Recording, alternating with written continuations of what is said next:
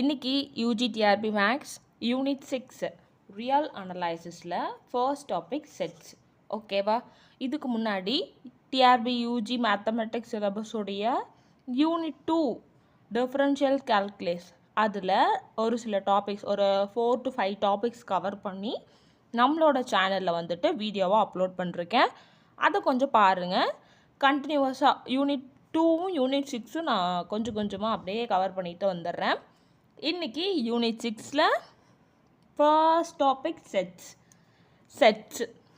இந்த வேர்டை நம்ம வந்துட்டு கேட்காமல் இருந்திருக்கவே முடியாது. நம்மளோட ஸ்கூல் லைஃப்பில் 10th வரைக்கும் செட்டோட பேசிக்ஸ், 9th செட்டுனா என்ன அதோட பேசிக்ஸ் எல்லாமே வந்துட்டு கொடுத்துருவாங்க. நான் 10th ஸ்கூல் முடிச்சுட்டு 11th ஃபர்ஸ்ட் டே கிளாஸு. ஓகேவா? அன்றைக்கி எங்கள் மேக்ஸ் சார் வந்துட்டு கேட்குறாரு, மேக்ஸ் சப்ஜெக்ட் எடுக்க போகிற ஸ்டாஃப் வந்துட்டு கேட்குறாங்க டிஃபைன் செட் அப்படின்னு சொல்லிட்டு. நமக்கா எல்லாரும் திரு முழிச்சிட்டு இருந்தோம். அன்னைக்கு ஞாபகம் இருந்துச்சு செட் அப்படின்னா என்ன அப்படின்னா, set is a well defined collection of object. ஓகேவா? ஒரு செட்னா என்னது? Well defined collection of object. அதாவது நன்கு, தமிழில் என்ன சொல்லுவாங்க, நன்கு வரையறுக்கப்பட்ட கணங்களின் தொகுப்பு அப்படின்னு சொல்லுவாங்க. ஓகேவா? அதில் ரிப்பீட்டடாக ஒரு நம்பர் வந்து வரக்கூடாது. டிஸ்டின்ட் அப்படின்னா என்னென்னா சேம் எலமெண்ட்ஸ் வந்துட்டு ரிப்பீட் ஆகக்கூடாது. ஓகேவா? The object in a set are called elements R members. இப்போ ஒரு செட்டில் எக்ஸாம்பிளுக்கு வச்சுக்கோங்களேன், 1 2 3 4 5 அப்படின்னு சொல்லி இருக்குன்னா, இந்த 1 வந்து நம்ம என்னன்னு சொல்லலாம், ஒன்று எலமெண்ட்ஸ்னு சொல்லலாம், இல்லை மெம்பர்ஸ் ஆஃப் த செட்டுன்னு சொல்லலாம். ஓகேவா? அந்த மாதிரி ஒரு செட்டை நம்ம எப்படி டினோட் பண்ணுவோம் அப்படின்னா, கேபிட்டல் லெட்டரில் தான் டினோட் பண்ணுவோம். கேபிட்டல் லெட்டரில் டினோட் பண்ணுவோம். அந்த மாதிரி கர்லி ப்ராக்கெட்ஸ் இதுதான் வந்துட்டு நம்ம யூஸ் பண்ணுவோம். ஓகேவா? 1 2 3 4 5லாம் எலமெண்ட்ஸ் ஆஃப் த செட் ஏன்னு சொல்லலாம், இல்லை மெம்பர்ஸ் ஆஃப் த செட் ஏன்னு சொல்லலாம். புரிஞ்சுச்சிங்களா? இப்போது here 1 2 3 4 5 are elements of the set of A. ஓகேவா? நோட். இப்போது ஏன்ற ஒரு நம்பர் வந்துட்டு, ஏன்ற ஒரு வேர்டு வந்துட்டு ஏன்ற கேபிட்டல் ஏன்ற செட்டுக்குள்ளே இருக்குன்னா நம்ம அதை எப்படி ப்ரொனவுன்ஸ் பண்ணுவோம் அப்படின்னா, ஏ பிலாங்ஸ் டு செட் ஏ. இந்த சிம்பிளுக்கு என்ன மீனிங்னா பிலாங்ஸ் டு அப்படின்னு அர்த்தம். ஓகேவா? இப்போ இதில் நம்ம என்ன சொல்லலாம், 1 பிலாங்ஸ் டு கேபிட்டல் ஏன்னு சொல்லலாம். ஓகேவா? தென் இப்போ ஏன்ற செட்டை கேபிட்டல் ஏன்ற செட்டுக்குள்ளே இல்லை, அந்த எலமெண்ட் இல்லை அப்படின்னா அதை நம்ம எப்படி டினோட் பண்ணலாம் அப்படின்னா, நாட் பிலாங்ஸ் டு. இப்போது இதில் 6 இருக்கா? இல்லை. அப்போது 6 not belongs to capital A. ஓகேவா? இ மாதிரி ஒரு சிம்பிள், ஆனால் இ மாதிரி இருக்கும், ஆனால் இ மாதிரி இருக்கிற சிம்பிளில் அடித்தா நாட் பிலாங்ஸ் டு. புரிஞ்சுதுங்களா? அடுத்து ரெப்ரசன்டேஷன் ஆஃப் த செட். எப்படிலாம் நம்ம செட்டை எழுதலாம் அப்படின்னா 3 டைப்ஸ். அதில் நம்பர் 1 என்ன அப்படின்னா roster form or tabular form அப்படின்னு சொல்லுவாங்க. இப்போது பபல்ஸ் இருக்குதுன்னு வச்சுக்கோங்களேன், அப்படி இருக்கிற எலமெண்ட்ஸை அந்த செட்டில் எழுதணும். ஏஇஐஓயோ.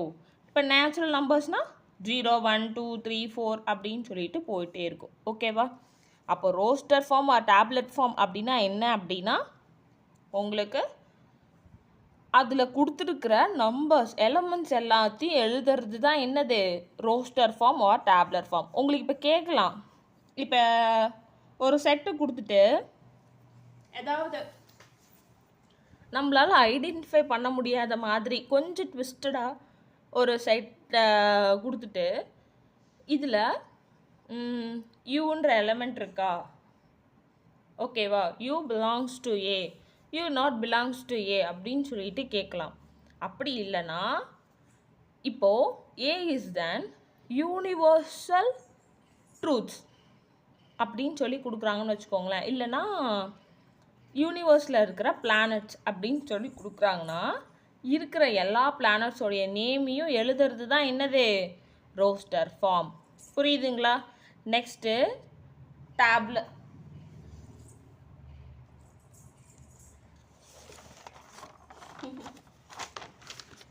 நெக்ஸ்ட்டு செகண்ட் ஃபார்ம் என்ன அப்படின்னா set builder form or rule form அப்படின்னு சொல்லிட்டு செகண்ட் டைப் இருக்குது. இப்போ நான் சொன்னேன்லங்க வவல்ஸ் அப்படின்னு சொல்லிட்டு AEIOU அப்படின்னு எழுதுறது டேப்லர் ஃபார்ம்.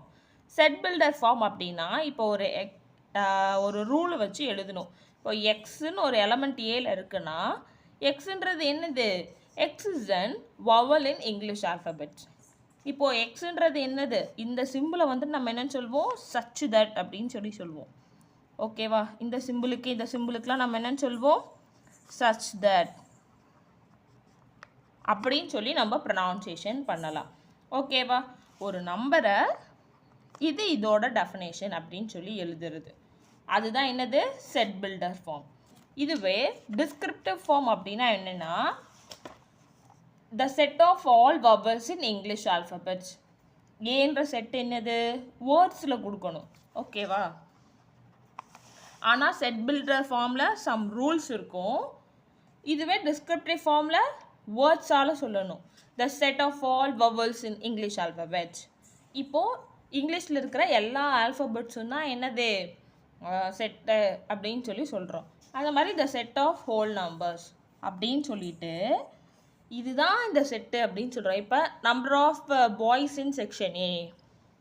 ஓகேவா? அப்படி கொடுக்கறது தான் த செட் அப்படின்றது என்னென்னா the number of boys in section A, the number of girls in section B அப்படின்னு சொல்லி கொடுக்கறது descriptive form.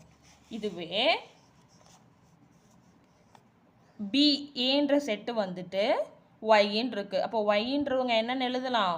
Y is a boy in section A, X is a girl in section B அப்படின்னு சொல்கிறது set builder form. இப்போது roster ஃபார்மில் நம்ம எப்படி எழுதுவோம்? நேம்ஸ் எல்லாத்தையும் எடுத்து எழுத வேண்டியதான். பிரியா, வனிதா, ஸ்ருத்தி அப்படின்னு சொல்லிட்டு நேம்ஸ் எல்லாம் கொடுக்கறது தான் ரோஸ்டர் ஃபார்ம்.